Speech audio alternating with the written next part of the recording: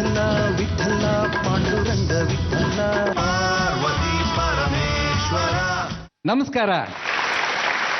ಹಾಸ್ಯದ ಪ್ರತಿಯೊಂದು ಎಳೆಗೂ ಅಲ್ಲಿರ್ತಕ್ಕಂಥ ಹಾಸ್ಯವನ್ನು ಗುರುತಿಸಿ ನಗೆಗೆ ಒಳ್ಳೆಯ ಸ್ಪಂದನ ಕೊಡ್ತಾ ಇರ್ತಕ್ಕಂಥ ಜನ ನೋಡ್ಬೇಕಾದ್ರೆ ರಾಯಚೂರ್ಗೆ ಬರಬೇಕು ಅಂತಕ್ಕಂಥದ್ದನ್ನ ನಿಮ್ಮ ಚಪ್ಪಾಳೆ ನಡುವೆ ಹೇಳ್ತಾ ಇದ್ದೀನಿ.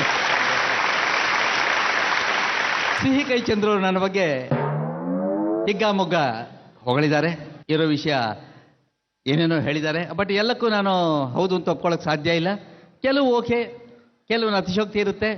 ಆದರೆ ಅವರಿಗೆ ನನ್ನ ವಂದನೆಗಳು ಸಲ್ಲಿಸ್ತಾ, ಈ ಪಕ್ಕದಲ್ಲೇನೆ ಲಾಯರ್ ಗುಂಡಣ್ಣ ನಿಂತಿರೋದನ್ನು ನೀವು ನೋಡ್ತಾ ಇದ್ದೀರಾ. ನಂಗೆ ಒಂದು ನೆನಪಾಗುತ್ತೆ, ಮೊನ್ನೆ ಮಹಾತ್ಮ ಗಾಂಧಿ ಜಯಂತಿ ದಿನ ಬೆಂಗಳೂರಿನ MG ರೋಡ್ ಕಳಿಸಿದ್ರು, ಗಾಂಧಿ ಬಗ್ಗೆ ಏನಾದರೂ ಸ್ವಲ್ಪ ವಿಷಯ ಗೊತ್ತಾ ಜನಗಳನ್ನ ಕೇಳ್ಕೊಂಡು ಬನ್ನಿ ಅಂತ. ಸರಿ, ಗುಂಡಣ್ಣ ಮೈಕ್ ಹಿಡ್ಕೊಂಡು ಹೋದ್ರು.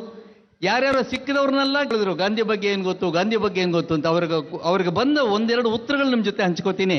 ಅದ್ರಲ್ಲಿ ಒಬ್ಬ ಅಂತೂ, ಸರ್ ಗಾಂಧಿ ಅಂದ್ರೆ ನನಗೆ ಬಹಳ ಸರ್, ನಿತ್ಯ ನೆನಪು ಮಾಡ್ಕೊಳ್ತೀನಿ ಸರ್ ಅಂದಾಗ ಖುಷಿ ಆಗೋಯ್ತು. ಸರ್ ಗಾಂಧಿ ನನ್ನ ಹೃದಯದಲ್ಲಿ ತಲೆಯಲ್ಲಿ ಯಾವಾಗಲೂ ಸರ್ ಅಂದಾಗ, ಇನ್ನೇನು ದೇಶಭಕ್ತ ಅಂತ ನನಗೆ ಬಹುಮಾನ ಕೊಡಬೇಕು. ಅಷ್ಟರಲ್ಲಿ ಸರ್ ನಾನು ತಲೆದಿಮ್ಮಿನ ಕೆಳಗಡೆ ಗಾಂಧಿ ಫೋಟೋ ಇಟ್ಕೊಂಡೇ ಸರ್ ಮಲಗೋದು ಅಂದ. ಅವನು ಫೋಟೋ ತಂದಿದ್ದೀನಿ ನೋಡಿ ಸರ್ ಅಂದ, ತೋರಿಸ್ತಾನೆ ಪೂಜಾ ಗಾಂಧಿ ಫೋಟೋ.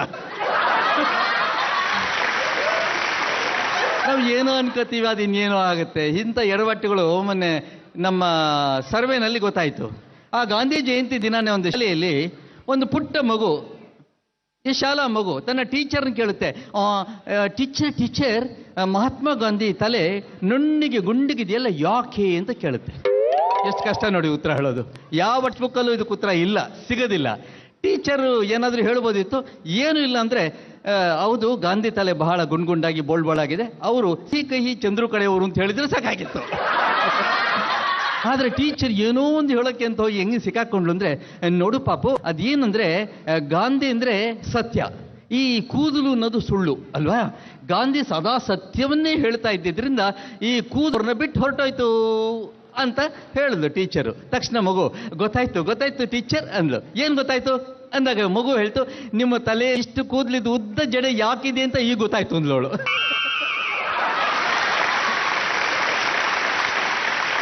ಅಂದ್ರೆ ಯಾವ ಚಂದ್ರು ಅವ್ರು ಹೇಳ್ತಾ ಇದ್ರು, ಗಂಡ ಹೆಂಡತಿಯ ನಡುವೆ ಇರ್ತಕ್ಕಂತಹ ಆ ಸರಸ ದಾಂಪತ್ಯದಲ್ಲಿ ಇರ್ತಕ್ಕಂತಹ ಹಾಸ್ಯ ಹೇಗಿರುತ್ತೆ ಅಂತ. ನಾನು ವಿಶ್ವ ಮತ್ತು ವಿಶಾಲುನ ಇದಕ್ಕೆ ಕೊಳ್ತೀನಿ. ವಿಶ್ವ ಗಂಡ, ವಿಶಾಲು ಹೆಂಡತಿ, ಇವರಿಬ್ಬರ ನಡುವಿನ ಆ ಸರಸ ಹೇಗಿರುತ್ತೆ ಅಂದ್ರೆ, ಒಂದ್ಸಲ ವಿಶ್ವ ಹೀಗೆ ಹೆಂಡತಿ ಮುಖ ನೋಡ್ತಾ, ವಿಶಾಲು ಗೊತ್ತಾ ನಿನಗೆ ಅಂದ. ಸುಮ್ಮನೆ ಮನೆಯಲ್ಲಿರುವಾಗ ಸುಮ್ಮನೆ ಇರಲಾರ್ದು ಹೆಂಡತಿನ ಕೇಳ್ಕೋದು ಬಯಸ್ಕೊಳ್ಳೋದು. ಏನ್ರಿ ಅಂದ್ಲು. ವಿಶಾಲು ಗೊತ್ತಾ ನಿನಗೆ ಈ ಪ್ರಪಂಚಕ್ಕೆ ಫಸ್ಟ್ ಬಂದಿದ್ದೆ ನಾವು ಅಂದ. ಯಾರು ಕೇಳಿದ್ರು, ನಾವು ಫಸ್ಟ್ ಗಂಡಸರೇ ಬಂದಿದ್ದು ಪ್ರಪಂಚಕ್ಕೆ ಅಂತ. ಎಂತ ಹೆಂಗಸರಿಗೆ ಸಿಟ್ಟು ಬಂದೇ ಬರಬೇಕಲ್ಲ. ಅವಳು ಸಿಟ್ಟಲಿಲ್ಲ. ವಿಶಾಲು ಏನಂದ್ಲು, ಅವಳು ಸಿಟ್ಟು ಮಾಡ್ಕೋಬೇಕಾಗಿತ್ತು, ಬೈಬೇಕಾಗಿತ್ತು, ರೇಗ್ಬೇಕಾಯ್ತು, ಅಂತ ಕೂಗ್ಬೇಕಾಗಿತ್ತು. ವಿಶಾಲು ಹೌದೇನ್ರಿ ಸರಿ ಬಿಡಿ ಅಂದ್ಬಿಟ್ರು ಅವಳು. ಈ ಹೆಂಗಸರು ನಮ್ಮ ಮೇಲೆ ಯುದ್ಧಕ್ಕೆ ಬರ್ತಾರೆ ಅಂತ ನಿರೀಕ್ಷೆ ಇಟ್ಟುಕೊಂಡಾಗ ನೀವೇನಾದರೂ ಸುಮ್ಮನೆ ಆಗ್ಬಿಟ್ರೆ ಟುಸ್ ಆಗ್ಬಿಡ್ತೀವಿ ನಾವು. ಹಂಗೆ ಆಗೋಯ್ತು ಅವನಿಗೆ. ಮುಂದುವರಿಸ್ತಾ, ಬ್ರಹ್ಮಾಂಡ ಪುರಾಣ ತಗೋ, ಅದ್ರಲ್ಲಿ ಹೇಳುತ್ತೆ ಈ ಪ್ರಪಂಚಕ್ಕೆ ಫಸ್ಟ್ ಬಂದಿದ್ದು ಗಂಡಸರು, ಆಮೇಲೆ ಬಂದಿದ್ದು ಹೆಂಗಸರು. ಸರಿ ಬಿಡಿ ಅಂದ್ಲು. ಆಡಮ್ ಅಂಡ್ ಈವ್ ಕತೆ ಫಸ್ಟ್ ಬಂದಿದ್ದು ಈ ಪ್ರಪಂಚಕ್ಕೆ ಯಾರು, ಆಡಮ್ಮು ಗಂಡಸು, ಆಮೇಲೆ ಬಂದಿದ್ದು ಈವು ಹೆಂಗಸು ಹೇಳ್ತಾ ಹೋದ.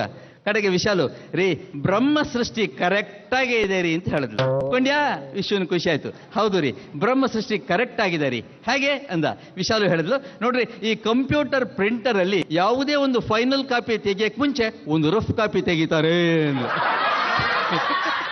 ಎಷ್ಟು ಸೆನ್ಸಿಬಲ್ ಆದ ಜೋಕ್ ಅಲ್ವಾ. ಹೀಗೆ ಗಂಡ ಹೆಂಡತಿ ನಡುವೆ ಇಂಥದ್ದೆಲ್ಲ ಬರುತ್ತೆ. ಇನ್ನ ಕೆಲವು ಸಲ ಒಂದು ಯಾವತ್ತೋ ಸಂಜೆ ಊಟ ಆಗಿದೆ, ಬಹುಶಃ 8:45, 9 ಹೊತ್ತು ಅಂತ ನೀವು ಇಟ್ಕೋಬಹುದು. ವಿಶಾಲು ಅಂದ. ಏನ್ರಿ ಅಂದ. ಮತ್ತೆ ವಿಶಾಲು ಒಂದ್ ವೇಳೆ ನಾನು ಸತ್ರೆ ಅಂದ.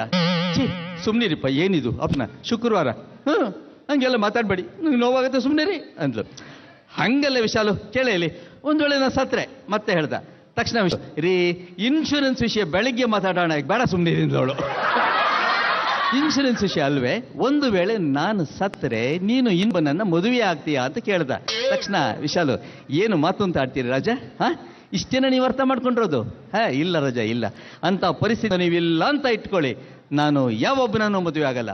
ನೋಡಿ ನಿಮ್ಮ ಜೊತೆ 5 ವರ್ಷ ಕಳೆದ ಆ ಮಧುರ ದಾಂಪತ್ಯದ ಸವಿ ನೆನಪುಗಳ ತಲೆಯಲ್ಲಿ ಹೃದಯದಲ್ಲಿ ತುಂಬಿಕೊಂಡು ನನ್ನ ತಂಗಿ ಹೇಗೂ ಕಾನ್ವೆಂಟಲ್ಲಿ ಮೇಡಮ್ ಆಗಿದ್ದಾಳೆ, ಅವಳು ಯಾರನ್ನೂ ಮದುವೆ ಆಗಿಲ್ಲ, ನಿಮ್ಮ ನೆನಪಲ್ಲಿ ಅವಳ ಮನೆಯಲ್ಲಿ ಕಾಲ ಕಳಿತೀನಿ ರಾಜ, ಮತ್ತೊಬ್ಬನ ಹಿಡಿಯಲ್ಲ ಅಂದಾಗ ವಿಶ್ವನು ಖುಷಿ ಆಗುತ್ತೆ. ವಾಹ್, ಹೆಣ್ಣು ಅಂದರೆ ದೇವತೆ, ಹೆಣ್ಣು ಅಂದರೆ ತ್ಯಾಗ, ಹೆಣ್ಣು ಅಂದರೆ ಭೂಮಿ ಅನ್ಸುತ್ತೆ.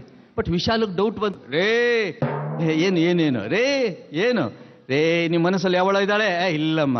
ನಾನು ಸತ್ತು ಕೂಡಲೇ ನೀವು ಅವಳು ಮದುವೆ ಆಗ್ತೀರಾ? ಇಲ್ಲಮ್ಮ. ಪ್ರಾಮಿಸ್? ವಿಶ್ವ ಪ್ರಾಮಿಸ್ ಮಾಡ್ತಾನೆ. ಚಿನ್ನ ಏನು ಅರ್ಥ ಮಾಡ್ಕೊಂಡಿದ್ದೀಯಮ್ಮ? ಒಂದು ವೇಳೆ ನೀ ಇಲ್ಲ ಅಂತ ಇಟ್ಕೋ, ನೋಡು ಹೇಳ್ತಾ ಇದ್ದೀನಿ, ನಾನು ಯಾವೊಬ್ಬಳನ್ನು ಆಗಲ್ಲ. ನಿನ್ನ ಜೊತೆ ಕಳೆದ 5 ವರ್ಷಗಳ ಮಧುರ ದಾಂಪತ್ಯದ ಸವಿ ನೆನಪುಗಳನ್ನ ತಲೆ ಮತ್ತು ಹೃದಯದಲ್ಲಿ ತುಂಬಿಕೊಂಡು ನಿನ್ನ ತಂಗಿ ಜೊತೆ ಆರಾಮಾಗಿದ್ದು ಬಿಡ್ತೀನಿ, ಯಾರನ್ನು ಮದುವೆ ಆಗಲ್ಲ ಅಂದ. ಕೊಟ್ಟ ಮಾತನ್ನ ಯಥಾವತ್ತ ವಾಪಸ್ ಕೊಟ್ಟಾಗ ಹಾಸ್ಯ ಬರುತ್ತೆ. ಇದನ್ನು ಕವಿಗಳು ಬಳಸ್ಕೊಳ್ತಾರೆ. ಡುಂಡಿರಾಜ ಕವಿ ಒಂದು ಕಡೆ ಪತ್ರಕರ್ತರು ಹೇಳ್ತಾರೆ, ಕವಿಗಳೇ ನಿಮ್ಮ ಕವನಕ್ಕೆ ಯಾರು ಸ್ಫೂರ್ತಿ? ನಿಮ್ಮ ಮಡದಿಯೇ? ಕವಿಗಳೇ ನಿಮ್ಮ ಕವನಕ್ಕೆ ಯಾರು ಸ್ಫೂರ್ತಿ? ನಿಮ್ಮ ಮಡದಿಯೇ? ಆಗ ಕವಿ ಹೇಳಿದ, ಹೌದು ನಿಮ್ಮ ಮಡದಿಯೇ. ಆ ಪದವನ್ನು ಹಂಗೆ ವಾಪಸ್ ಕೊಡ್ತಾರೆ. ಆದರೆ ವಾಸ್ತವ ಗಂಡ ಇಲ್ಲದೆ ಸಂದರ್ಭ ಬಂದಾಗ ಬಹಳ ಕಷ್ಟ ಆಗುತ್ತೆ. ಈ ಥರ ಅನ್ನುಕೊಂಡಿದ್ದಕ್ಕೆ ಒಂದು ಉದಾಹರಣೆ ನನಗೆ ಫ್ಲಾಶ್ ಆಗ್ತಾ ಇದೆ. ಏನು ಅಂದರೆ, ಗಂಡ ತೀರ್ಕೊಂಡ, ಹೆಂಡತಿ ದುಃಖಪಟ್ಲು, ಹೋದ್ಲು, ಗಂಡನಿಗೆ ಸಂಸ್ಕಾರ ಮುಗಿಸಿ ಮನೆಗೆ ಬಂದ್ಲು, ಅಳ್ತಾ ಇದ್ದಾಳೆ. ಇದು ಒಂದು ಸೀನು. ಈ ಕಡೆ ಸೀನಲ್ಲಿ ಮತ್ತು ಕುಟುಂಬ, ಅಲ್ಲಿ ಗಂಡ ಯಾವುದೋ ಗುಲ್ಬರ್ಗದ ಮೂಲೆಯ ಹಳ್ಳಿಗೆ ಟ್ರಾನ್ಸ್ಫರ್ ತಗೊಂಡು ಹೋಗಿದ್ದಾನೆ, ಒಬ್ಬನೇ ಹೋಗಿದ್ದಾನೆ.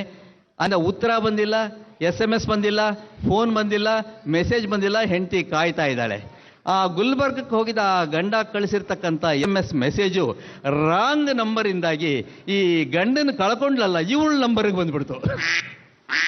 ಆವಾಗ ಏನಾಗಿರ್ಬೋದು ಅಂತ ಯೋಚನೆ ಮಾಡಿ, ಇವಳು ಜಸ್ಟ್ ಸಂಸ್ಕಾರ ಮುಗಿಸಿ ಬಂದು ಮನೆಯಲ್ಲಿ ಕೂತಿದ್ದಾಳೆ. ಮೆಸೇಜು, ನಿನ್ನ ಗಂಡನಿಂದ ಪ್ರೀತಿಯ ಮುತ್ತುಗಳು. ಗಾಬರಿ ಆಗೋಯ್ತು ಅವಳಿಗೆ. ಈಗ ತಾನೇ ಸುಖಕ್ಕೆ ಬಂದಿದ್ದಾಳೆ. ನೋಡಿದ್ಲು, ನಾನು ಇಲ್ಲಿ ಸುಖವಾಗಿ ಸೇರಿದ್ದೇನೆ, ಇಲ್ಲಿ ಮೊಬೈಲ್ ಟವರ್ಗಳಾಗಲಿ ಫೋನುಗಳಾಗಲಿ ಇಲ್ಲ, ನಿನ್ನನ್ನು ಆದಷ್ಟು ಬೇಗ ಇಲ್ಲಿಗೆ ಕರೆಸಿಕೊಳ್ಳುತ್ತೇನೆ. ನಮಸ್ಕಾರ. ವಿಠಲ ವಿಠಲ ಪಾಂಡುರಂಗ ವಿಠಲ.